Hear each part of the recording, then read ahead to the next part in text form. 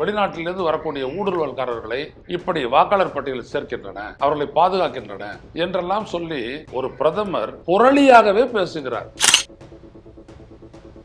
வெளிநாட்டிலிருந்து நாட்டுக்குள்ள புகுந்தவங்களை எல்லாம் இன்ஃபில்ட்ரேட்டர்ஸை வெளியேற்றுறதுக்காக அவங்க பார்டர்ல ஒரு பெரிய சுவரை கட்டுறாங்க, மதில் சுவர் கட்டுறாங்க. இதே மாதிரி வங்கதேசத்துக்கும் இந்தியாவுக்கு எதிராக நாங்கள் பெரிய மதில் சுவர் கட்டுறதுக்கு பார்க்குறோம். ஆனால் அதுக்கு இடம் கொடுக்க மறுக்குது யாரு? திரிணாமுல் அரசு, மம்தா பானர்ஜி இடம் கொடுக்க மறுக்கிறாங்க.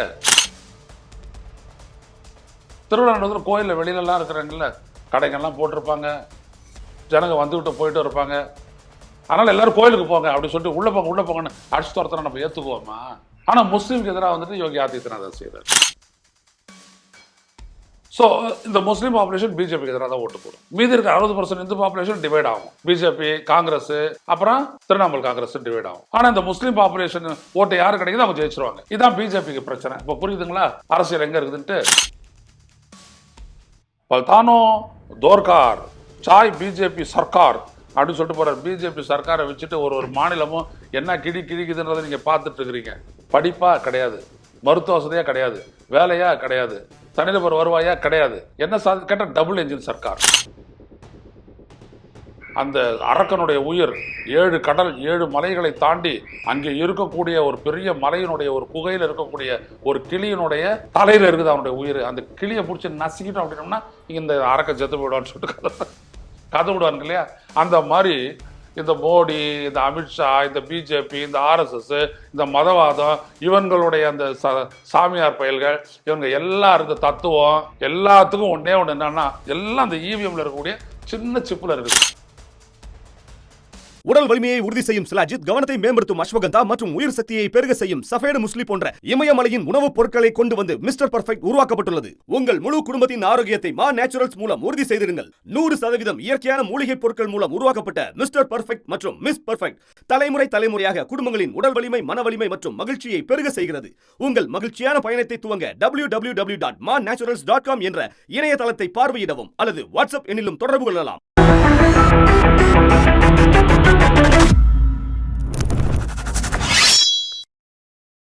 வணக்கம் தொடர்களே, ருச செய்தியின் வாயிலாக இன்று மீண்டும் உங்களை சந்திப்பதில் பெரும் மகிழ்ச்சி அடைகின்றேன்.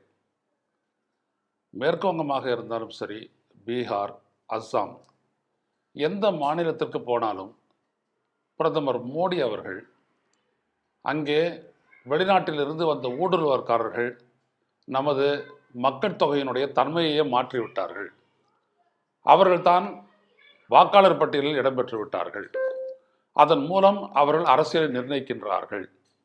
இது மிகப்பெரிய ஆபத்தை நமது அரசமைப்புக்கு ஏற்படுத்துகிறது, நமது நாட்டின் ஒற்றுமைக்கு ஏற்படுத்துகிறது. இவர்களுக்கு மேற்கு வங்கத்தில் இருக்கக்கூடிய திரிணாமுல் காங்கிரஸ் உள்ளிட்ட எதிர்கட்சிகள் எல்லாம் இப்படி வெளிநாட்டிலிருந்து வரக்கூடிய ஊடுருவல்காரர்களை இப்படி வாக்காளர் பட்டியலில் சேர்க்கின்றன, அவர்களை பாதுகாக்கின்றன என்றெல்லாம் சொல்லி ஒரு பிரதமர் புரளியாகவே பேசுகிறார். உலகத்தில் வேற ஒரு எந்த நாட்டிலையும் வந்துட்டு அப்படி பேசவே மாட்டாங்க. ஒரு பிரதமராக இருக்கிறவர் அவர் ஒரு வார்த்தையை சொல்றாரு அப்படின்னம்னா, உள்நாட்டிலும் சரி வெளிநாட்டிலும் சரி அதற்கு பெரிய ஒரு மரியாதை உண்டு. அப்படி சாதாரணமாக பேசிடக்கூடாது. மிஸ்லீடிங், நாடாளுமன்றத்திலோ வெளியிலையோ அப்படி பேசவே கூடாது. ஆனால் நமது பிரதமர் இருக்கிறாரு, அவருக்கு அதான்.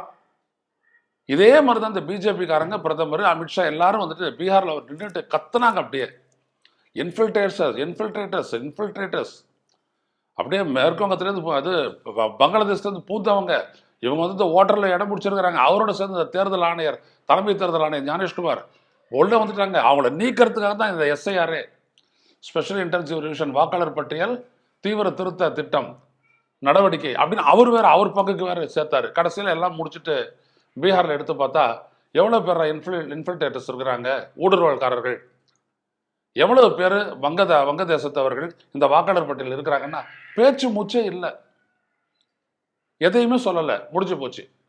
அப்புறம் பெங்கால், தமிழ்நாடு, கேரளா இந்த இடத்துலலாம் பண்ணுறாங்களே இப்போ எஸ்ஐஆர். இந்த நடவடிக்கையில் மேற்கு வங்கத்தில் மட்டும் 58 லட்சம் பேர் வந்துட்டு இந்த எஸ்ஐஆர் நடவடிக்கையில் வந்துட்டு பார்த்தீங்கன்னா முதற்கட்டமாக அவர்கள் அந்த டிராஃப்ட் பட்டியல் வெளியிட்டதில் ஏற்கனவே இருக்கக்கூடியவங்களது 58 லட்சம் பேர் நீக்கப்பட்டு விட்டார்கள். இவர் மோடி மறுபடியும் அங்கே வந்து அங்கேயும் இன்ஃபில்ட்ரேட்டர்ஸ் இன்ஃபில்ட்ரேட்டர்ஸ் உள்ளே வந்துட்டாங்க. They are changing the demography of of our country West Bengal அப்படின்னு சொல்லிட்டு அவர் பேசுகிறாரு. Infiltrators changing West Bengal's demography prime minister. அப்படி ஓடி வந்தவங்கள இந்துக்களாக இருந்தாங்கன்னா அது நீங்கள் கவலைப்படாதீங்க. மத்துவா கம்யூனிட்டிஸ், நாம சௌத்ரா, இந்த கம்யூனிட்டிஸ்லாம் கவலையே பட வேணாம். உங்களுக்கு இங்கே சிஐஏ ப்ரொடெக்ஷன் இருக்குது. சிட்டிசன்ஷிப் அமெண்ட்மெண்ட் ஆக்ட் பண்ணாங்க இல்லையா, அது வெளிநாடுகள், இந்தியாவை சுற்றி இருக்கக்கூடிய நாடுகளில் மத ரீதியாக வஞ்சிக்கப்பட்டவர்கள், துன்புறுத்தப்பட்டவர்கள் இந்த நாட்டுக்கு வந்தாங்கன்னா அவங்களுக்கு குடியுரிமை கொடுத்து இந்த நாடு ஏற்றுக்கொள்ளும் அப்படின்னு அவங்க பண்ணாங்க இல்லையா சிஐஏ, அதை பற்றி சொல்கிறாரு. இந்த மாதிரி இன்ஃபில்ட்ரேட்டர்ஸ் வந்துட்டு அவங்க வேற ஒரு மொழி பேசுகிறாங்க. அந்த மொழி பேசுறது வந்து இங்கே இருக்கிற மொழி பேசுகிறவங்களுக்கு இடையில மோதல் உண்டாகுது, முட்டல் உண்டாகுது அப்படின்னு சொல்லிட்டு பேசுகிறாரு அவர். Differences are emerging in language and dialect due to the increasing population of infiltrators. பாருங்க, ஊடுருவல்காரர்களுடைய மக்கள் தொகை எண்ணிக்கை பெருகிவிட்டதால் riots have started occurring in many areas of West Bengal, including Malda and Murshidabad. இந்த மால்டா அண்ட் முர்ஷிதாபாத்தில் நிறைய முஸ்லீம்ஸ் இருக்கிறாங்க, up to 40% இந்த ஓட்டர்ஸ். அதனால தான் அவங்களால தான் கலவரமே வருது. 40% இவங்க அப்படின்னோம்னா மற்றவங்கள வந்துட்டு போலரைஸ் பண்ணணும் 60%. இதுதான் பிஜேபியினுடைய ஸ்ட்ராட்டஜி. மைனாரிட்டிக்கு எதிராக மெஜாரிட்டியை தூண்டி விடு, இவங்க தான் பண்ணுறாங்க அப்படின்னு சொல்லிட்டு அவர் சொல்கிறாரு. மேலும் நான் பாருங்க அவர் பேச்சு. The Prime Minister said, both the districts have a significant minority population and have witnessed communal flare-ups over the past few years. இவங்க ஆட்சிக்கு வந்துட்ட உடனே டெல்லியில் இங்கே அடிக்கடி கம்யூனல் ரயட்ஸ் வருது. யார் தூண்டி விடுவாங்கன்றதை பார்த்துங்க. ஆனால் noting that developed and prosperous countries which have no shortage of money are removing infiltrators from within their borders. அவர் கோட் பண்ணுறாரு. வெளிநாட்டிலேருந்து நாட்டுக்குள்ளே புகுந்தவங்களையெல்லாம் இன்ஃபில்ட்ரேட்டர்ஸை வெளியேற்றுறதுக்காக அவங்க பார்டரில் ஒரு பெரிய சுவரை கட்டுறாங்க, மதில் சுவர் கட்டுறாங்க. இதே மாதிரி வங்கதேசத்துக்கும் இந்தியாவுக்கு எதிராக நாங்கள் பெரிய மதில் சுவர் கட்டுறதுக்கு பார்க்குறோம். ஆனால் அதுக்கு இடம் கொடுக்க மறுக்குது யார்? திரிணாமுல் அரசு, மம்தா பானர்ஜி இடம் கொடுக்க மறுக்கிறாங்க. முன்னேறிய நாடுகள், அமெரிக்காவை எடுத்துக்கங்க, அவங்க அந்த மாதிரி மதில் சுவர் கட்டுறாங்க. எது? மெக்சிகோவுக்கும் யுனைடெட் ஸ்டேட்ஸுக்கு இடையே அந்த நீளமான அது ஒபாமா காலத்திலே ஆரம்பிச்சுட்டாங்க அந்த சுவர் கட்டுறது. ஏன்னா மெக்சிகோலேருந்து பிழைக்க வரவங்க அவ்வளோ பேர் ஊடுருவி வராங்க, அவங்க வந்துட்டு இந்த வேலையில் இருக்கிறாங்க, இல்லீகல் சட்டத்துக்கு புறம்பான வெளிநாட்டவர்கள், அவங்களெல்லாம் ரிமூவ் பண்ணணுன்றதுக்காக சுவர் கட்டுறாங்க. அதே மாதிரி இங்கேயும் சுவர் எழுப்பணும் அப்படின்றாரு. சரி, இவ்வளவும் பேசுகிறீங்களே, இந்த எக்ஸசைஸ் பண்ணீங்க, பீகாரில் ஒருத்தரும் இல்லை, வெஸ்ட் பெங்காலில் யாவது இன்ஃபில்ட்ரேட்டர்ஸ் எவ்வளோ பேர் கண்டுபிடிச்சிங்கன்னா இப்போ கண்டுபிடிச்சி முடிச்சுட்டு வந்துட்டு ஒன்று பார்த்தீங்கன்னா இட் இஸ் எ மித் அப்படின்னு சொல்லிட்டு ஒரு ரிப்போர்ட் சொல்லுதுங்க. நீங்கள் பார்த்தீங்க அப்படின்னம்னா இந்த பாருங்கள், Bengal SIR exercise reveals surprising patterns in voter decision சொல்லிட்டு இந்த மாதிரி அவங்க சொல்கிறாங்க. Infiltrators researchers say the pattern contradicts long standing political claims about infiltrator voting. வெளிநாட்டிலேருந்து இந்த ஊடுருவல்காரர்கள் தான் நிறைய ஓட்டு போடுறாங்க பெங்காலில் அப்படின்னு சொன்ன அந்த கருத்தை எங்களுடைய ஆய்வு புறக்கணிக்கிறது அப்படின்னு சொல்லிட்டு அவங்க வந்துட்டு இந்த நியூஸ் ரூம் இந்தியா அப்படின்னு சொல்லக்கூடிய அந்த இணையதளத்தில் அவங்க பண்ணி இது பண்ணுறாங்க. பாருங்கள், மொத்தம் 58 லட்சம் பேர் நீக்கப்பட்டாங்க, 24 லட்சம் பேர் செத்து போயிட்டவங்க, மீதி இருக்கக்கூடிய இதில் 12 லட்சம் பேர் டிக்ளர்டு மிஸ்ஸிங், எங்கே போனாங்கன்னு தெரியல, அதாவது வெளியில் போயிட்டாங்க. அண்ட் அரௌண்ட் 1.3 மார்க்டஸ் டூப்ளிகேட் ஓட்டர்ஸு, இவ்வளோதான். இப்போ இதில் எந்த இடத்துலையுமே வந்துட்டு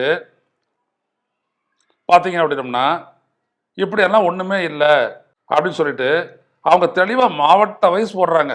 போட்டுட்டு எந்த இடத்துல வந்துட்டு நீங்கள் சொல்கிற மாதிரி அந்த இன்ஃபில்ட்ரேட்டர்ஸ் இருக்கிறாங்கன்னு நீங்கள் இதில் நிரூபணம் ஆச்சுட்டோம்னா எந்த இடத்துலையுமே இல்லை. ஆனால் மோடி ஏன் அதை சொல்கிறார்? ஏன் இன்ஃபில்ட்ரேட்டர்ஸ் அப்படின்ட்டு ஒவ்வொரு முறையும் பேசும்போது அமித்ஷா சொல்கிறார்? வேற ஒன்றுமே இல்லைங்க. முஸ்லீம்ஸ் எல்லாருமே வெளிநாட்டில் வந்தவங்க, இவ்வளோதான். இந்த நாட்டில் வாழக்கூடிய முஸ்லீம்ஸ் எல்லாம் வெளிநாட்டில் இருந்து ஊடுருவனவனுங்க. அதான் அமித்ஷாவும் மோடியும் இதை சொல்லி இவங்களும் ஊடுருவனவனுங்க, இவங்க பாப்புலேஷனை மாத்துறானுங்க, நிறைய பிள்ளைய பத்துக்கிறாங்க அப்படின்னு சொல்லி அது பாருங்க. பல கான்ஸ்டிடியூன்சிஸில் இப்போ உங்களுக்கு தெரியும், இந்திய விடுதலை போராட்டத்தப்போ 1901 பெங்கால் பிரிவினைக்கு முன்னாடி வரைக்கும் இந்த பெங்கால் ஸ்டேட் அப்படின்றது தான் மிகப்பெரிய மாநிலம். மாகாணம் வெள்ளைக்காரன் ஆட்சியில். அங்கே வந்துட்டு முஸ்லீம்கள் இந்துக்கள் எல்லாம் ஒன்றா தான் வாழ்ந்தாங்க, எந்த பிரச்சனையுமே இல்லை. இந்த முஸ்லீம் லீக் வந்துச்சு, இந்த காங்கிரஸில் இருக்கக்கூடிய பிராமின்ஸ் இவங்க எல்லாமே ஒன்றா சேர்ந்தாங்க. சேர்ந்து அந்த வெள்ளைக்காரனுடைய டிவைட் அண்ட் ரூலுக்கு உதவி பண்ணாங்க. ஸோ பெங்கால் பிரிவினை, இந்த பெங்கால் பிரிவினைக்கு எதிராக தான் சுதந்திர போராட்டத்தில் ஈடுபட்ட nationalist forces like Shri Aurobindo போன்றவர்கள் எல்லாம் எதிர்த்து நின்னாங்க பெங்கால் பிரிவினையை. ஆனால் அந்த வரலாறு எல்லாம் மறைச்சிட்டாங்க. அந்த வரலாறு நம்ம படிக்கிறதே இல்லை. பெங்கால் பிரிவினை பற்றி பலருக்கும் தெரியாது. 1901 நடந்த பெங்கால் பிரிவினை கடைசியில் என்னாச்சு? இந்தியாவினுடைய ஒரு பகுதியாக இருக்க வேண்டிய பெங்காலில் வங்கதேசம் ஆகி, முதல்ல அது வந்து ஈஸ்ட் பாகிஸ்தான் ஆகி அப்புறம் வங்கதேசம் ஆச்சு. இன்னைக்கு வங்கதேசத்துக்கு இந்தியாவுக்கு இருக்கிற ரிலேஷன்ஷிப் தெரியுமா? அங்கே இந்துக்கள் மீதாட்டி. ஏன் இங்கே இவங்க இருக்கிறாங்கல்ல? ஒன்றும் இல்லை. இப்போ உத்தரப்பிரதேசத்தில் ஒரு வீட்டில் அவங்க வீட்டுக்குள்ளே நமாஸ் படித்தாங்க. இதை வெளியில் போயிட்டு அவங்க கேட்டான் போல, இதை சொல்லிட்டாங்க. உடனே அவ்வளோ பேர் திட்டு உள்ளே போட்டாங்க. இது யோகி ஆதித்யநாத்தினுடைய இது. அவர் என்ன பெருமைப்படுறாரு? வெள்ளிக்கிழமை நமாஸ், தெருவில் வந்துட்டு யாராவது நிரம்பி போச்சுன்னா தெருவில் வந்துட்டு நிற்பாங்க. நிற்கிறவன் எல்லாம் அடிச்சு உள்ளே துரத்தணும். அது பெருமை அவருக்கு. இப்போ நம்மளுடைய ஊரில் திருவிழா நடக்குதுங்க, இப்படி சொன்னால் தான் புரியும்.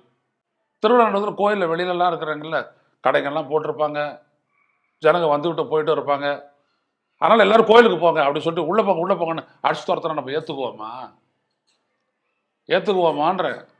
புத்தாண்டு, சித்திரை திருவிழா, தேர் திருவிழா, 63 ஒரு நாளும் இப்போ ஊர்வலம் வரக்கூடாது அப்படின்னு அடிச்சு துரத்தனை ஏற்றுக்குவோமா? ஆனால் முஸ்லீமுக்கு எதிராக வந்துட்டு யோகி ஆதித்யநாத் செய்கிறார். இன்னொரு இடத்துல பார்த்தீங்க அப்படின்னா, ஒரு சிவன் கோயிலுக்கு எல்லாரும் அந்த இப்போ காவடி எடுக்கிறவங்க பழனிக்கு அந்த மாதிரி போகிறாங்க. அந்த போகிற அந்த பாதையில் வந்துட்டு எந்த விதமான ஒரு முஸ்லீம் கடையும் இருக்கக்கூடாது. அப்படி இருந்துச்சுன்னா கூட அந்த கடையில் சாப்பிடக்கூடாது அப்படின்னு உத்தரவு. கடைசியில் அந்த முஸ்லீம்கள் தான் இந்த போகிறவங்களுக்கெல்லாம் ஓய்வு எடுக்கிறதுக்கும் குளிச்சுட்டு போகிறதுக்கும் உதவி இருக்கிறாங்க. அது கும்பமேளா அப்பவே நடந்திருக்குது. எப்படிப்பட்ட ஒரு மதவாத அரசு பாருங்க, எப்படி இந்த நாடு முன்னேறும்? இல்லாத பொய்யை சொல்லி இந்த நாட்டில் இருக்கக்கூடிய மொத்த முஸ்லீம்லையும் இன்ஃபில்ட்ரேட்டர்ஸ்னு சொல்லிட்டு, ஏன்னா அவங்க நிறைய லிஸ்ட்டு கொடுக்குறாங்க. இந்த கான்ஸ்டிடியூன்சி எல்லாம் வந்துட்டு பார்த்தீங்கன்னா 40% பேர் வந்துட்டு Muslim population around far above the state average. பெங்காலில் வந்துட்டு மொத்தமாக பார்த்தீங்கன்னா முஸ்லீம்கள் 27% அப்படின்னோம்னா, இவங்க சொல்லக்கூடிய அந்த கான்ஸ்டிடியூன்சி இருக்கிறாங்க இல்லையா, டாப் 20 அசம்பிளி கான்ஸ்டிடியூன்சிஸு, அவனுடைய பேரெல்லாம் சொல்கிறாங்க. மகரஹாத் புர்பா, கேஷ்பூர், கத்துல்பூர், பத்தார் பிரதிமா, இந்தூஸ், சுஜாப்பூர், மகரஹாத் பஸ்டிம், சுதி, புர்சுரா, டாண்டன், மலாத்திப்பூர், ரதுவா, மொய்னா, காந்தி உத்தர், ஹரிஹரபாரா, சபாங், மண்டி பசார், கெஜோரி அண்டு ரேஜி நகர், இப்படியான இடத்துலலாம் பார்த்தீங்கன்னா 40% முஸ்லீம் பாப்புலேஷன். ஸோ இந்த முஸ்லீம் பாப்புலேஷன் பிஜேபிக்கு எதிராக தான் ஓட்டு போடும். மீதி இருக்க 60% இந்து பாப்புலேஷன் டிவைட் ஆகும். பிஜேபி, காங்கிரஸ், அப்புறம் திரிணாமுல் காங்கிரஸ் டிவைட் ஆகும். ஆனால் இந்த முஸ்லீம் பாப்புலேஷன் ஓட்டு யார் கிடைக்குது அவங்க ஜெயிச்சிருவாங்க. இதுதான் பிஜேபிக்கு பிரச்சனை. இப்போ புரியுதுங்களா அரசியல் எங்கே இருக்குதுன்ட்டு? அப்போ இவங்களை கன்சாலிடேட் பண்ணணும். யார்? இந்துக்களை கன்சாலிடேட் பண்ணணும். கன்சாலிடேட் பண்ணணும்னா உங்களுக்கு ஆபத்து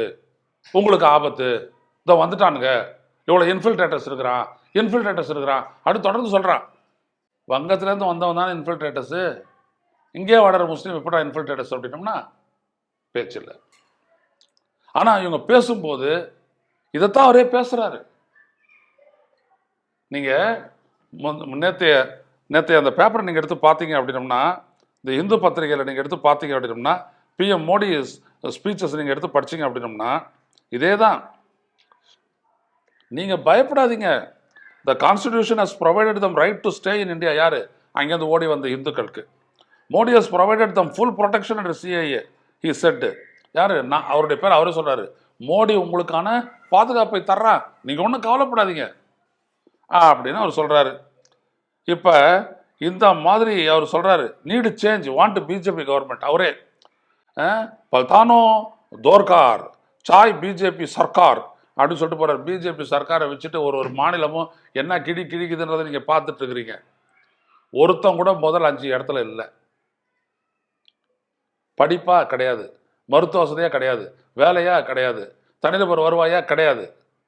என்ன கேட்ட டபுள் என்ஜின் சர்க்கார். நம்மை விட 5-6 மடங்கு வரி பகிர்வை பெறுது உத்தரப்பிரதேசம். ஆனா எங்கேயோ இருக்குது. ஒட்டுமொத்த மாநில உள்நாட்டு உற்பத்தியில் பார்த்தீங்கன்னா எங்கேயோ இருக்குது. என்ன ஆச்சு அப்ப அந்த பணம்லாம்? யாரு திருட்டு போனீங்க?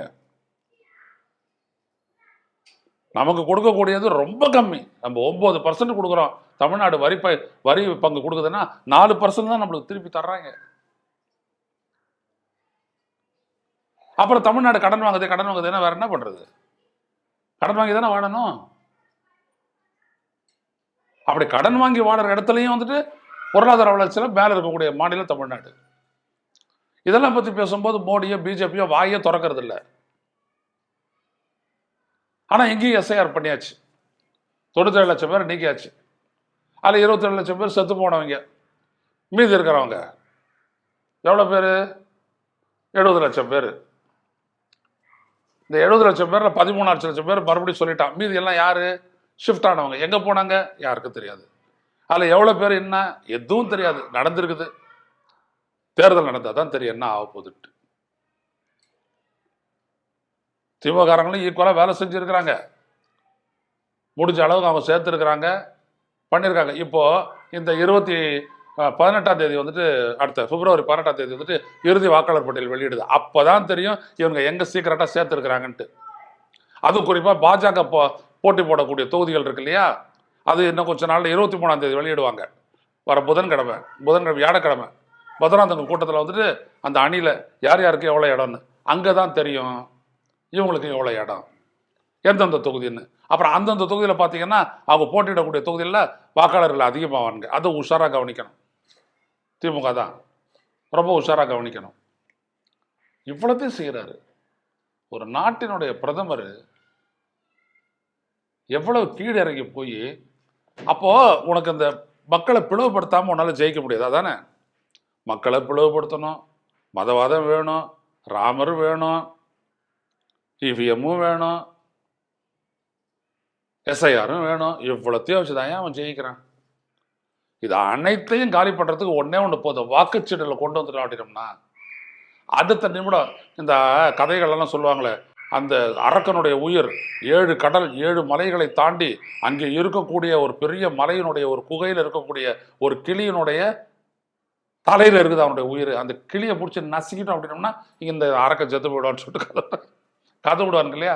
அந்த மாதிரி இந்த மோடி, இந்த அமித்ஷா, இந்த பிஜேபி, இந்த ஆர்எஸ்எஸ், இந்த மதவாதம், இவங்களுடைய அந்த சாமியார் பயல்கள், இவங்க எல்லாம் இருந்த தத்துவம் எல்லாத்துக்கும் ஒன்றே ஒன்று என்னன்னா, எல்லாம் அந்த இவிஎம்ல இருக்கக்கூடிய சின்ன சிப்பில் இருக்குது. இதை ஒழிச்சு கட்டிட்டோம்னு வச்சு, அதனால தான் மிரட்டுறான். ட்ரம்ப் மிரட்டுறாரு அப்படின்னோம்னா ஏன் மிரட்டுறாரு? உங்கள் நாட்டு பிரதமரே எங்களுடைய வேலையில் தாண்டா ஜெயிச்சு வராரு, பெசாது இருக்கிறாரு. ஏன் அவன் நினைச்சானா நாளைக்கு சொல்லிடுவான், இவிஎம் விட்டுட்டு நின்னா அந்த ஆள் ஜெயிக்க மாட்டான் அப்படின்னு சொல்லிட்டானா, ட்ரம்ப் சொல்லியாச்சுன்னா முடிஞ்சு போச்சு, கதை வருது. இப்போ பாருங்க, இப்போ ஈரானில் இருக்கக்கூடிய சபஹார் துறைமுகத்தை வந்துட்டு நம்ம மேம்படுத்துகிறோன்னு போட்டோம். அது மேம்படுத்துறதுக்கான எக்ஸம்ஷன் வாங்கி வச்சுருந்தாங்க. அந்த எக்ஸம்ஷன் ஏப்ரலோட முடியுது. ஸோ அதுக்குள்ள எக்ஸ்டென்ஷன் வேணும். யாரு? நம்மளும் ஈரானும் சேர்ந்து நம்முடைய வசதிக்காக ஒரு துறைமுகத்தை ரெடி பண்ணா அதுக்கு அமெரிக்காவுடைய ஒப்புதல் வேணும். எப்படி இருக்குது பாருங்க. அப்புறம் அது இறையாண்மை புடலங்கள்லாம் பேசிட்டு இருக்கிறாங்களே இங்கே பிஜேபிக்காரங்களும் வலதுசாரிகளும். எங்க போவீங்கடா நீங்க? எங்க இருக்கு இறையாண்மை? நம்ம இன்னொரு நாட்டோட சேர்ந்துக்கிட்டு ஒரு போர்ட்டை டெவலப் பண்றோம் நம்ம வசதிக்காக. அது அமெரிக்கா வான்னு நினைச்சா நீங்க ஒன்றும் பண்ணக்கூடாது. ஏன்? அது ஈரான் இருந்த உனக்கு என்ன? உன்னுடைய கூட்டாளியான இஸ்ரேல் கிட்ட அணு ஆயுதம் இருக்கலாம், ஆனா ஈரான் கிட்ட இருக்கக்கூடாது. இது அமெரிக்க நியாயம். அடுத்த நாட்டுக்குள்ள பூந்து கடத்துறாங்க, ஆளை கடத்துறான், கடத்தல் செய்யறான். பிரசிடென்ட்டையும் பொண்டாட்டி தூக்கிட்டான். இந்த உலக நாடுகளாக வேடிக்கை பார்த்து கண்டனம் அப்படின்ற ஒரு வார்த்தையை மட்டும் வச்சுக்கிட்டு எல்லாரும் பேசாத வேடிக்கை பார்க்குறான். அப்போ மற்ற சின்ன நாடுகள்லாம் பயப்பட மாட்டாங்களா? இந்த நாடே பயப்படும் போது அந்த நாடுகள்லாம் பயப்படாதா? அடுத்தபடியாக கொலம்பியாவை தூக்குவோம், அதுக்கப்புறம் கியூபாவை தூக்குவோம். இப்போ கிரீன்லாண்டை கைப்பற்றுவதற்கான முயற்சிகளில் ஈடுபட்டிருக்கிறார் யார்? ட்ரம்ப். இவர் அதை பற்றி ஏதாவது கருத்து சொல்கிறார பாருங்களேன்.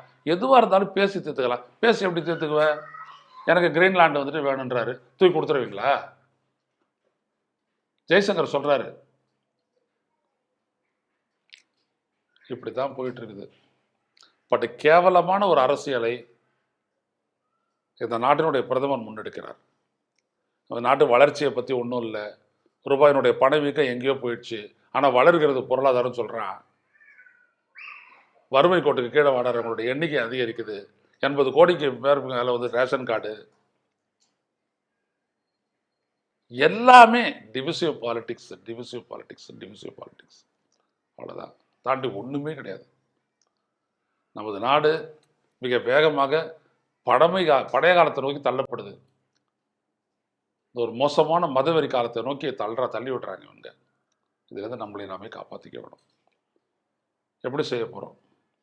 ஒழிக்க வேண்டிய EVM, வேற வழியே இல்லை. மீண்டும் சந்திப்பு தொடரலை. நன்றி, வணக்கம். ஊடகம் கார்ப்பரேட் அரசியல்வாதிகளின் கைப்பாவையாக அடிமைகளாக இருந்தது போதும். இனி சாட்டை எடுத்து சுழற்றும் நேரம் வந்துவிட்டது. ஊடகம் பொதுமக்களாகிய உங்களுக்காக, உங்களாலேயே இயக்கப்பட வேண்டும். ஊடக சுதந்திரத்திற்காக உங்களின் பங்களிப்பை இன்றே அளித்திடுங்கள்.